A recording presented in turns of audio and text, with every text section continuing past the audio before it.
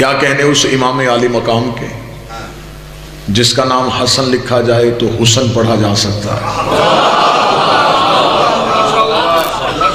بالکل ایسے ہی جیسے حسین لکھا ہو تو حسین پڑھا جا سکتا ہے۔ آپ خاموش رہیں، میں اگلی دلیل دے دیتا ہوں، جیسے 72 کو بہتر پڑھا جا سکتا ہے۔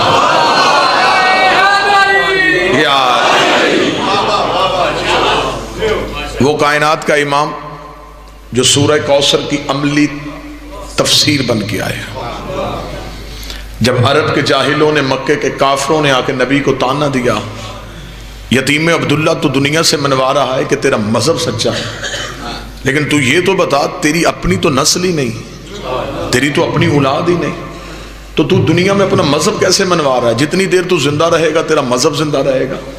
ہم اپنے خداؤں کی پوجا چھوڑ کے تیرے اللہ کو مانیں؟ تیری زندگی تک تیرا مذہب چلے گا، تیری زندگی کے بعد تیرا مذہب ختم ہو جائے گا، کیونکہ تیرا وارث ہی کوئی نہیں ہے، تیری تو اولاد ہی کوئی نہیں ہے۔ اہل علم بیٹھے ہیں، پڑھے لکھے احباب بیٹھے ہیں، طالب علم ہوں۔ پہلی دلیل آج کی مجلس کی آپ کی سماعتوں کو ہدیہ کرنے لگاؤں، عرب کے جاہل تھے، مکے کے کافر تھے، زمانہ جاہلیت میں سانسیں لیتے تھے، بیٹیوں کو زندہ دفن کرتے تھے، لیکن انہیں اتنا شعور تھا کہ وارث ہمیشہ نسل میں سے ہوتا ہے۔ جو بول سکے وہ زحمت کرے۔ انہیں اتنا شعور تھا کہ نبی کے مذہب کا وارث نبی کے دوستوں میں سے نہیں، نسل رسول میں سے ہوگا۔ انہوں نے کہا تیرا مذہب کیسے چلے گا، تیرا وارث کوئی نہیں ہے۔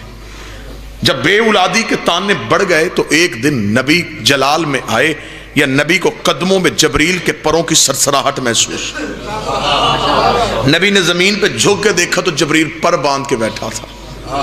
آواز محمد آئی، مجھے بولنے کیوں نہیں دیا؟ اس نے کہا وہ کہہ رہا ہے تو نہ بولنا،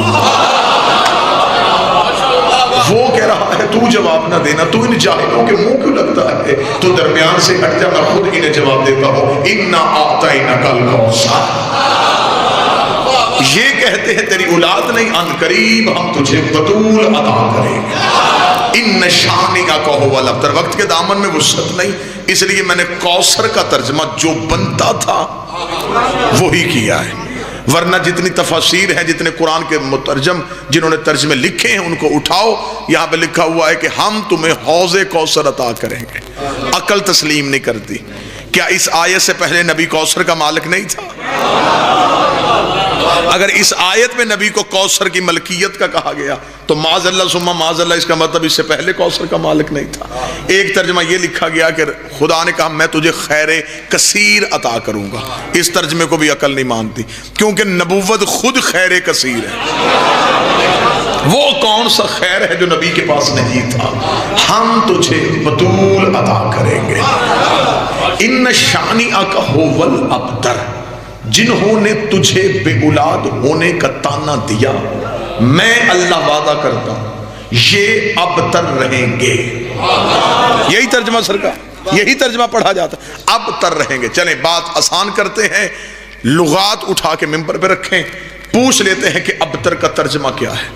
ابتر کے 5 ترجمے ہوئے، چھٹا ترجمہ مجھے کسی لغت میں المنجل سے لے کے حروف مانی تک نہیں ملا، صرف 5 ترجمے ہوئے ابتر کے۔ ابتر کہتے ہیں بے اولاد کو، ابتر کہتے ہیں مقطوع النسل کو، ابتر کہتے ہیں دم بریدہ کو، ابتر کہتے ہیں لاوارث کو، ابتر کہتے ہیں لا خاندان کو۔ جس کا وارث کوئی نہ ہو، جس کی نسل کوئی نہ ہو، جس کا خاندان کوئی نہ ہو، جس کے بعد اس کی پہچان ختم ہو جائے، اسے کہتے ہیں ابتر۔ خدا نے قرآن میں کہا جنہوں نے تجھے بے اولاد کہا، میں وعدہ کرتا ہوں یہ ابتر رہیں گے، ان کی نسل نہیں ہوگی، ان کا بیٹا نہیں ہوگا، ان کا خاندان نہیں ہوگا، ان کی پہچان نہیں ہوگی۔ جو قرآن نے دعویٰ کیا، کیونکہ قرآن ہمیشہ دعویٰ کرتا ہے، تصدیق ہمیں تاریخ سے لینی پڑے گی۔ پھر میں نے تاریخ کا طالب علم ہو کے ہسٹری سے سوال کیا کہ جو دعویٰ قرآن نے کیا تھا کیا وہ دعویٰ سچا ثابت ہوا؟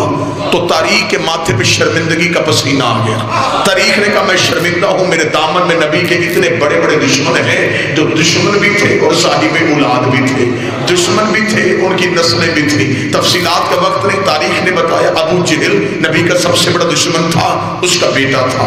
آس نبی کا دشمن تھا، اس کا بیٹا تھا۔ حارث نبی کا دشمن تھا، اس کا خاندان تھا۔ نوفل نبی کا دشمن تھا، اس کی نسل تھی۔ خویلد نبی کا دشمن تھا، اس کا بیٹا تھا۔ زما نبی کا دشمن تھا، اس کا بیٹا تھا۔ حتیٰ کہ بڑھتے بڑھتے آگے چلے آتے ہیں، آج کے دور میں کھڑے ہو جاتے ہیں، سلمان رشدی نبی کا دشمن ہے، اس کی اولاد ہے۔ تسلیمہ نسرین نبی کا دشمن ہے، اس کی اولاد ہے۔ مرزا غلام احمد قادیانی نبی کا دشمن ہے، اس کی اولاد ہے۔ پھر ہمیں بتایا جائے کہ ابو جہل سے لے کے مرزا غلام احمد قادیانی تک یہ سارے دشمنی بھی نبی سے کرتے رہے اور صاحب اولاد بھی رہے، ان کی نسل بھی رہی، ان کا خاندان بھی رہا۔ پھر قرآن کے دعوے کو کہاں لے کے جائیں گے؟ اللہ قرآن میں کہتا ہے جو ان کا دشمن ہو وہ بے اولاد بھی ہوتا ہے، وہ بے نسل بھی ہوتا ہے، وہ بے نام و نشان بھی ہوتا ہے۔ قرآن کی آیت کی تفسیر نہ کھلتی۔ میرے 5ویں امام باقر مدینے کی مسجد سے نکل رہے تھے، یا ایک دشمن آل محمد اپنے بچے کو گود میں اٹھا کے امام کے سامنے سے گزرا، نہ اس نے خود سلام کیا نہ اپنے بچے کو سلام کرنے دیا۔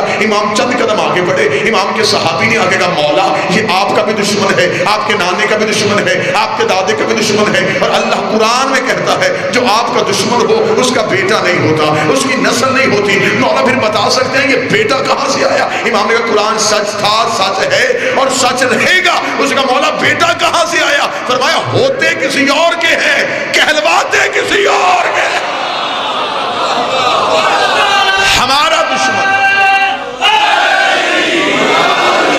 ہمارا دشمن سب کچھ ہو سکتا ہے، حلالی نہیں ہو سکتا۔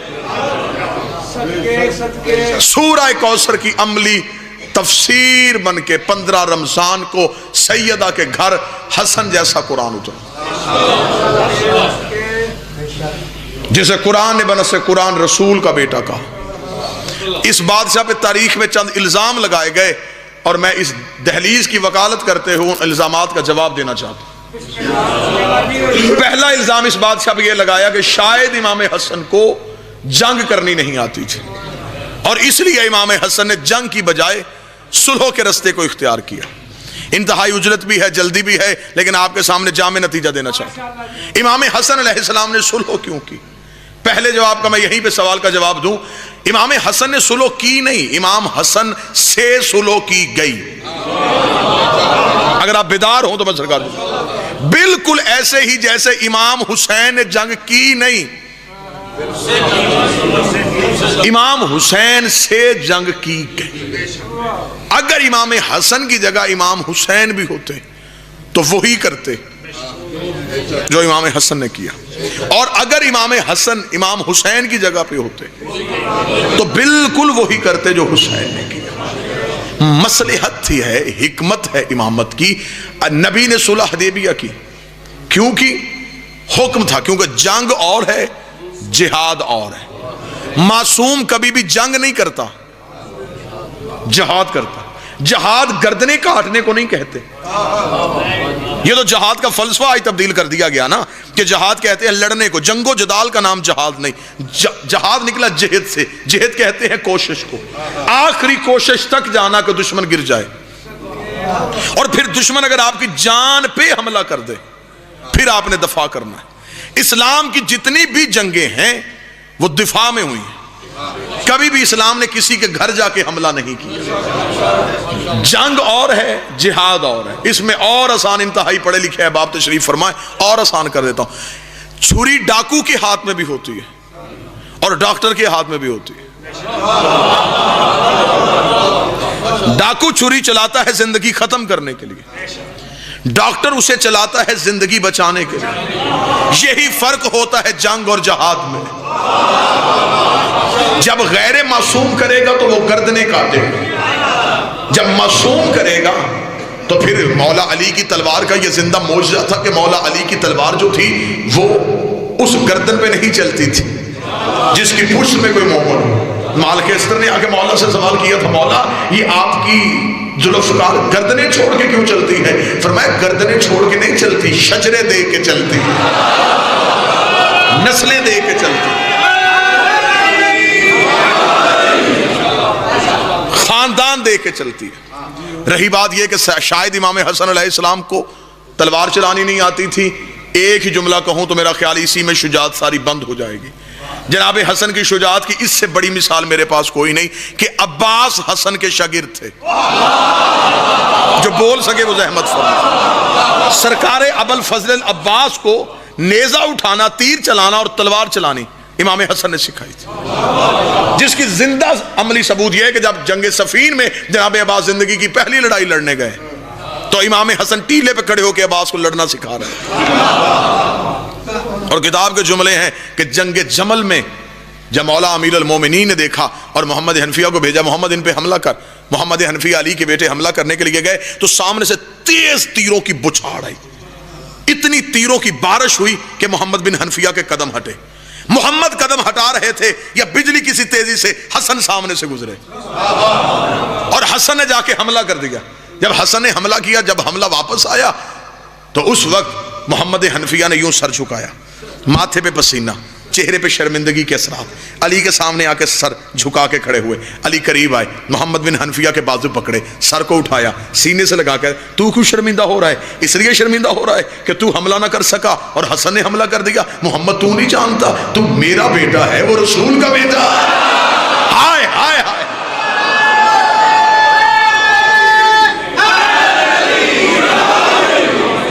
تو ہے میرا بیٹا، وہ ہے بنص قرآن رسول کا بیٹا۔ جنگ صفین میں مولا امام حسن مجتبی علیہ السلام نے فرات کی پوری گھاٹ امام حسن نے خالی کروائی تھی، لاکھوں کے لشکر سے پانی کا قبضہ امام حسن نے چھڑوایا تھا۔ جب علی کے نوکروں نے آ کے مولا امیر المومنین کو خبر دی تھی مولا دشمن نے پانی پہ قبضہ کر لیا ہے اور آپ کے لشکر کو پانی نہیں پینے دیتا، جناب حسن جلدی سے اٹھے اور زین رکھی۔ جب زین رکھی امام حسن کو تو مولا امیر المومنین نے پوچھا حسن کہاں جا رہا ہے؟ فرمایا بابا ابھی تو آپ کے نوکروں نے آ کے بتایا کہ انہوں نے پانی پہ قبضہ کر لیا ہے۔ مولا انہیں نہیں پتا پانی میری ماں کا حق ہے اور ماں کے حق پہ حسن کسی کا قبضہ برداشت ہی نہیں کر سکتا۔ لڑنے کے طریقے امام حسن کو مکمل تھے، حکمت تھی میرے بادشاہ امام حسن علیہ السلام کے پاس، کیونکہ یزید نے امام حسن کا لشکر خرید لیا تھا۔ یزید امام حسن کے معاویہ امام حسن کا لشکر خرید چکا تھا اور امام حسن علیہ السلام کو خبر تھی کہ اگر حاکم شام نے یہ لشکر خرید لیا تو پھر بالکل میرا قتل ویسے ہی چھپ جائے گا جیسے قتل رسول چھپ گیا۔ امام حسن علیہ السلام نے حکمت سے کام لیا، اور یہ جو تاریخ میں کہا جاتا ہے کہ یزید کے باب سے امام حسن نے صلح کی تھی، جنگ جتنی دیر مرضی چلے جنگ کے اختتام پہ ایک ہی بات ہوتی ہے کہ جنگ ختم کرو، دونوں فریقین شرطیں منواؤ۔ بھئی جنگ جتنی دیر مرضی چلے آخر میں شرائط منوائی جاتی ہیں۔ یہ امام حسن کی حکمت تھی، تلوار اٹھائے بغیر شرطیں منوا رہا ہے۔ امام حسن کے دہلیز پہ کاغذ اور قلم آیا، اور یہاں پہ میں ایک جملہ کہوں، ایک جہاد ہوتا ہے جہاد بالسیف تلوار سے، ایک ہوتا ہے جہاد باللسان زبان سے، ایک ہوتا ہے جہاد بالقلب قلم سے جنگ۔ امام حسن نے کی ہے قلم سے جنگ، یعنی کہ جو کام صفین میں علی کی تلوار کر رہی تھی کاغذ کی تحریر پہ حسن کی قلم کر رہی تھی۔ اب میں وہ جنگ سنانا چاہتا ہوں جو امام حسن علیہ السلام نے کی۔ کاغذ قلم امام حسن کی دہلیز پہ آیا، حسن آپ شرطیں منوائیں ہم ماننے کے لیے تیار ہیں۔ جب کاغذ قلم دہلیز پہ آئے امام حسن نے اسی وقت نانے کی قبر کی طرف منہ کر کے کہا نانا حسن تو جنگ جیت گیا، یہ وہی نہیں ہے جنہوں نے تجھے انکار کیا تھا،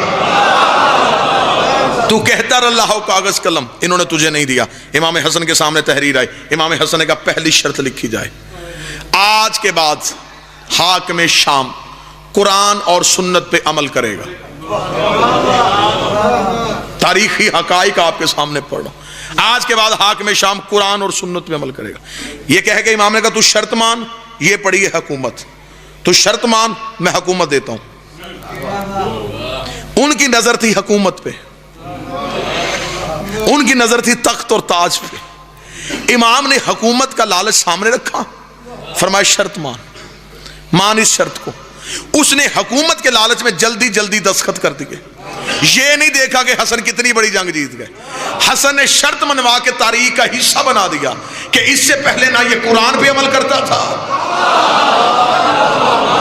نہ یہ سنت پہ عمل کرتا تھا۔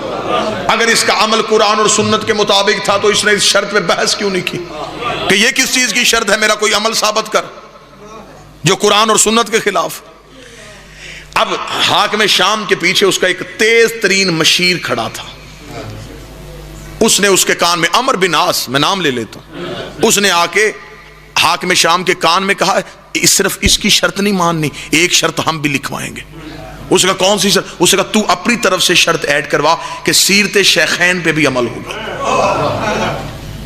اس نے فوراً کہا حسن دیکھیے شرائط برابر مانی جائیں گی، ایک شرط آپ نے منوائی، ایک میں منواؤں گا. امام حسن کا کون سی شرط؟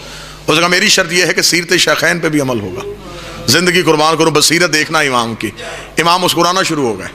اس نے کہا کیوں مسکرا رہے ہیں؟ امام نے کہا اس کا مطلب ہے تم مان رہا ہے ان کی سیرت قرآن کے مطابق نہیں تھی. ہائے ہائے ہائے، اگر ان کی سیرت قرآن کے مطابق تھی تو پھر علیحدہ سے شرط لکھوانے کی کیا ضرورت ہے؟ پھر اسی شرط کو تسلیم کر. اس کا تیسری شرط لکھے. امام نے کہا تیسری شرط یہ ہے آج کے بعد کوئی ممبر پہ بیٹھ کے میرے باب علی کو نہیں بھونکے گا. بند کرو یہ سب و شتم ممبروں سے. قطن میرے بابے کے خلاف کوئی زبان نہیں کھلے گی. اٹھاؤ یہ تخت میرے باپ کی عزت کا صدقہ ہے. تخت دے دیا، تاج دے دیا. دو ہی چیزیں پڑی تھیں اگر امام امامت چھوڑتے اور حکومت رکھتے، یا حکومت چھوڑتے اور امامت رکھتے. امام نے حکومت کو پاؤں کی ٹھوکر پہ رکھا کیونکہ دنیا سج کے حکومت کے روپ میں امام کے سامنے آئی تھی. امام نے سجی ہوئی دنیا کو اپنے دروازے سے یہ کہہ کے اٹھا کے بھیج دیا چل اٹھ کسی اور کا دروازہ دیکھ. تجھے نہیں پتا تجھے میرے بابے نے طلاق دی ہے، اور جسے باپ طلاق دے وہ بیٹوں پہ حرام ہوتی ہے. حکومت کو دروازے سے بھیج کے امام نے امامت کے منصب کو ہمیشہ کے لیے محفوظ رکھ لیا. اب یہ چلا گیا، اس نے جا کے حاکم شام نے مسجد میں بیٹھ کے بیعت کروانی شروع کر. جب یہ مسجد میں بیعت کروا رہا ہے تو اس نے گرد اپنے سونے کے سکوں کا ڈھیر لگا دیا. جب بھی کوئی بیعت کرنے کے لیے آتا تو یہ اس شخصیت کو دیکھتا. آپ دیکھیں کس دور میں امام حسن زندگی گزار ہے، جس دور میں لوگ چند سکوں کے عوض اپنا ایمان بیچ رہے تھے. آپ ذرا ذہنی طور پہ اپنے آپ کو اس معاشرے میں لے کے جائیں تو پھر آپ کو امامت کی حکمت سمجھ میں آئے گی کہ کس دور میں امام سانس لے رہے ہیں، جس میں قریب بیٹھنے والا بھی کیا ہے، جو امام کے بالکل قریب بیٹھا ہے اور وہ وہاں سے رشوت لے چکا ہے امام کے نام پہ. سونے کے سکوں کا ڈھیر ہے، آتے ہیں بیعت کرتے ہیں، وہ سونے کے سکے شخصیت کے مطابق دے رہا ہے. جس کا جتنا کردار ہے عرب میں اسے اس کی قیمت اس کی شخصیت کے مطابق دی جا رہی ہے. پہلی بار ووٹ خریدنے کا رواج وہاں سے چلا.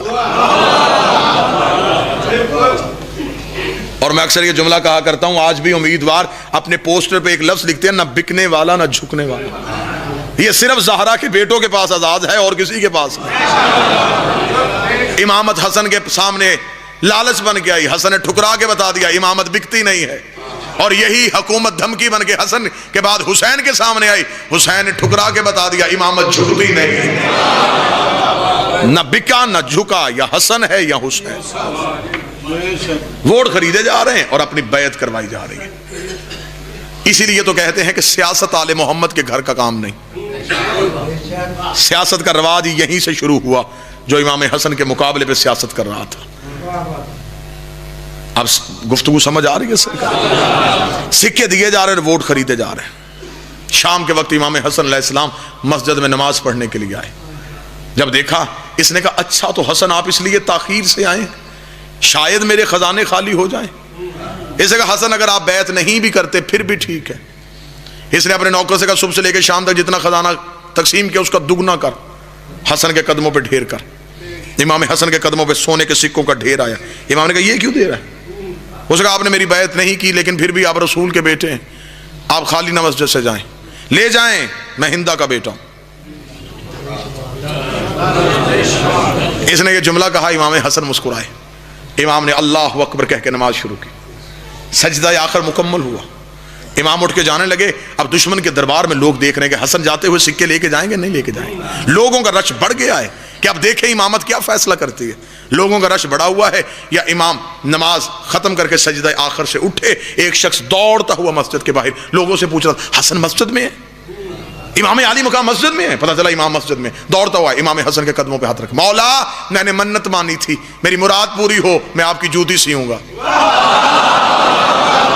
جو بول سکتا وہ زحمت فرمائے. میری منت تھی، میرے دل کی خواہش پوری ہو میں اپنے ہاتھوں سے آپ کی نالین سیوں گا۔ بادشاہ مجھے آپ کی عزت کی قسم ہے، مجھے پتا تھا یہ طاہر قدموں میں جانی ہے۔ مولا میں نے بغیر وضو کے نہیں سی، مولا ایک ایک ٹانکے میں 2 رکعت نماز شکرانے کی ادا کرتا رہا۔ مالک میری بڑی محنت لگی ہے، مالک اگر آپ کہیں تو میں پیش کرنا چاہتا ہوں۔ امام حسن نے کہا تیرے ہدیے کو ہم قبول کرتے ہیں۔ اگلی سطر سنیے گا، یہ ہے عشق آل محمد۔ تو اسے کہا مولا ایک منت تھی ایک حسرت، منت پوری ہو گئی حسرت باقی ہے۔ امام نے کہا حسرت ہی تو تیری پوری ہوئی۔ اس نے کہا نا مولا وہ منت تھی، منت تھی یہ کام ہوگا تو یہ کام کروں گا، وہ کام ہو گیا اور میں نے نالین سی دی، اب ایک حسرت ہے۔ امام نے کہا حسرت کیا ہے؟ اس نے کہا منت پوری ہو گئی، حسرت تھی اپنے ہاتھوں سے پہناؤں گا۔ بادشاہ حسرت میری یہ تھی اپنے ہاتھوں سے پہناؤں گا۔ اب وہ جو سونے کے سکے لے کے جگر چبانے والی کی بیٹے کی بیعت کر رہے تھے، اب وہ پریشان کھڑے ہیں اور وہ تخت پہ بیٹھا پریشان ہے کہ پیسہ دے کے بھی یہ عزت نہیں مل رہی، اور یہاں بغیر لالچ کے اس نے کہا مولا میری حسرت تھی میں اپنے ہاتھوں سے پہناؤں گا۔ امام حسن مسکرا اور امام حسن علیہ السلام نے اپنا دایاں پاؤں اس کی طرف بڑھایا، اس نے یوں دائیں پاؤں کے نیچے ہاتھ رکھے، پاؤں کو چوما، آنکھوں سے لگایا، آنکھوں سے لگانے کے بعد اس نے انما یرید اللہ کی آیت پڑھتے ہوئے یوں امام کی نالین امام کے پاؤں پہ رکھی۔ وہ پاؤں میں نالین پہنا رہا تھا، امام نے اپنا دائیں ہاتھ اس کے سر پہ رکھا۔ امام نے کہا تو نے دشمن کے دربار میں رسول کے بیٹے کی عزت کی ہے، اٹھا وہ سکے میں تجھے دیتا ہوں، اٹھا وہ سکے میں تجھے دیتا ہوں۔ فقیر شام نے تخت پہ بیٹھ کے کہا حسن سخاوت کرنے سے پہلے قیمت دیکھ۔ امام نے کہا چپ، میں فاطمہ کا بیٹا، تو ہندا کا بیٹا ہے، نزہرہ کا بیٹا۔ عزتیں یہ تھی۔ اس بادشاہ پہ اشرے پڑھے جا سکتے ہیں، اس کی سخاوت کے قصے، اس کے علم کے قصے۔ جس کی اتنی عزت تھی اس کا جنازہ لٹ کے واپس گھر آ گیا۔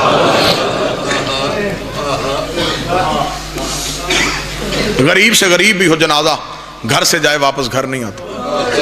یہ کائنات کا پہلا غریب ہے جس کا جنازہ گھر سے گیا ہے واپس گھر آیا ہے۔ جب دوسری بار حسن کا جنازہ لے کے حسین گھر آئے، کریم کربلا کی آواز زینب مجھے دوسرا کفن دے۔ حسن کا پہلا کفن خون سے رنگین ہو گیا۔ بی بی زینب کی آواز آئی، روتے ہوئے بی بی کی چیخوں میں آواز آئی، حسین جنت سے کفن کے 5 ٹکڑے آئے تھے جو رسول کو جبریل دے کے گئے تھے، ایک حصہ رسول لے گئے، ایک علی لے گئے، ایک ماں زہرا لے گئی، ایک میں نے حسن کو پہنا دیا۔ حسین اب ایک ہی کفن کا ٹکڑا ہے، وہ میں نے تیرے حصے کا بچا کے رکھا ہے۔ اتنا جملہ کہنا اب جو ماد میں بیٹھے ہو، حسین نے پہن کے گلے میں باہیں ڈالی، فرمایا میرے حصے کا کفن بھی حسن کو پہنا دے۔ فرمایا حسین تو کون سا کفن پہنے گا؟ فرمایا مجھے کفن کی ضرورت ہی نہیں۔ زینب کفن وہ پہنتے ہیں جن کا کوئی پہنانے والا ہو۔ غریبی شروع ہو گئی، داستان غربت شروع ہو گئی زہرا کے بیٹوں کی۔ سادات و غیر سادات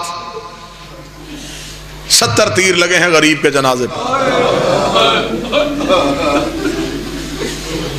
جب زخمی ہو کے زہر مل چکی اور میرے چلے 2 لفظ میں پڑھ دیتا ہوں، زہر مل چکی اور میرے بادشاہ امام حسن امام حسین نے سینے کی ٹیک دی ہوئی بابا جی اور بھائی کو بٹھایا ہوا۔ امام حسن کی آنکھیں بند، بلا تشبیہ میرے پاک بادشاہ کی آواز، حسین جی مولا میری عالیہ کہاں ہے؟ مولا آپ کا دایاں پاؤں پکڑ کے رو رہی ہے۔ میری کلثوم کہاں ہے؟ مولا بایاں پاؤں تھام کے رو رہی ہے۔ میرا زین العابدین کہاں ہے؟ وہ دیوار کے ساتھ لگ کے بیٹھا ہوا۔ میرا اکبر کہاں ہے؟ وہ خاک پہ رو رہا ہے۔ میرا قاسم کہاں ہے؟ فروا کے ہاتھوں میں رو رہا ہے۔ حسن کی آواز آئی، ہر کوئی آ گیا، کسی نے میرے غازی کو نہیں بلایا۔ جو نوکر بیٹھے عباس کے اتنا جملہ کہنا تھا، فضہ چیخ مار کے آگے بڑھی، رو کر 7 دفعہ بلانے گئی ہوں، دروازے پہ کھڑا ہے، کبھی اس دیوار سے سر مارتا ہے، کبھی اس دیوار سے سر مارتا ہے، رو رو کے کہتا غازی بھی زندہ رہے، حسن کو بھی مدینے میں زہر مل جائے۔ مولا حسن کی آواز ہے، اما فضہ عباس کو بلائے۔ جناب فضہ کی آواز ہے، یا ابوالفضل عباس، یا عباس جی اما، بادشاہ حسن بلا رہے ہیں۔ سرکار ابوالفضل عباس بڑھتے ہوئے آئے، حجرہ تطہیر میں آ کے کھڑے ہوئے. کتابیں کہتی ہیں کہ یوں بدن کانپ رہا ہے جلال کے ساتھ, رنگت سرخ ہو چکی ہے, امامہ سر پہ کوئی نہیں ہے, یوں ہاتھ باندھ کے کھڑے ہو گئے, ہاتھ کانپ رہے ہیں. زخمی حسن نے آنکھیں کھولی. عباس, عباس, جی بادشاہ, عباس کیا ہوا؟ عباس بول کیوں نہیں رہا؟ عباس نے روکے کہ مولا مجھے صرف اتنا بتائیں میں نے چپ رہنا کتنا ہے. 19 رمضان میرے باپے کے سر پہ ضرب لگی, میں منتیں کر کے کہتا رہا قاتل کوفے میں ہے, مجھے میری تلوار دے دو. تم سیدوں نے کہا عباس چپ, میں چپ کر گیا. کتنا چپ رہنا ہے؟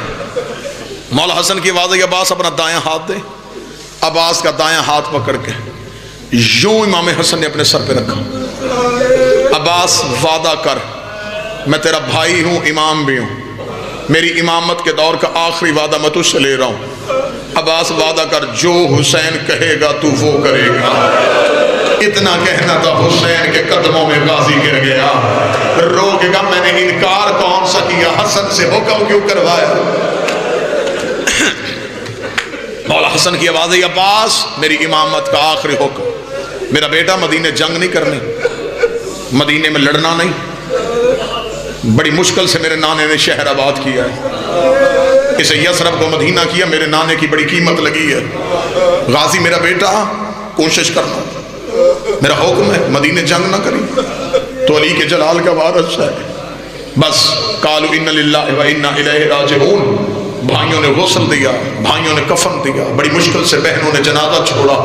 کوئی سید بیٹھا ہو مجھے کنیز کا بیٹا سمجھ کے معاف کر دینا, کوئی مدینے کا زائر بیٹھا مجھے بول کے گواہی دینا. دروازہ زہرا سے قبر رسول کا فاصلہ کوئی زیادہ نہیں تھا, قدموں کا فاصلہ تھا زہرا کے دروازے سے قبر رسول کا.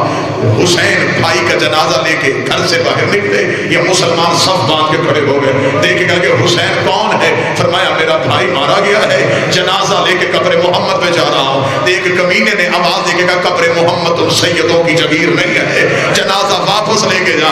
حسین نے عباس کو دیکھا, عباس کے بدن میں کپ کپی تاری ہوئی, ادھر بدن میں کپ کپی تاری ہوئی ہے. یا حسین نے کہا عباس چپ, عباس جنازہ واپس لے کے جا.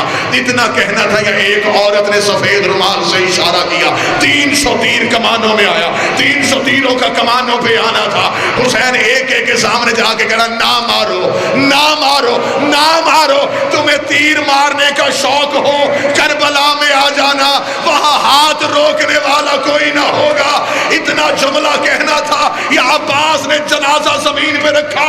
عباس زینب کی حویلی کی طرف دوڑا, علی کی بیٹی دروازے پہ کھڑی تھی, غازی کو آتے دیکھا, روکا دی کلثوم دعا کر, لے کے جنازہ گئے تھے, واپس عباس آ رہا ہے. عباس نے بی بی کے سامنے آ کے قدموں پہ ہاتھ رکھے, روکا تجھے تیری ماں کا واسطہ, مجھے میری تلوار دے دے, میرے جنازے پہ تیر لگ گئے. اللہ لعنت اللہ علی القوم الظالمین و سیعلمون.